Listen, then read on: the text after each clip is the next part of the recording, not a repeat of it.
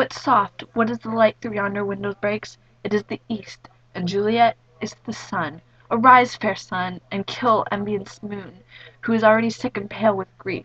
But thou, maid, art far fairer than she, but she maid, since she is envious. Her vestal livery is thick and green, and none but fools do wear it. Cast it off. It is my lazy lady, oh, it is my love. Oh, she, no, she wears, and I only memorized the first part. She speaks, yet says nothing. What of that? She is discouraged. I will answer. I am not too bold. 'Tis not me she speaks. Two of the fairest stars in all heaven, but some business do entrance her eyes, to twinkle in their spheres till they return. What if their eyes were there, in her head? The brightness of her cheeks would shame those stars, and the daylight cloth of lamp in her eyes heaven.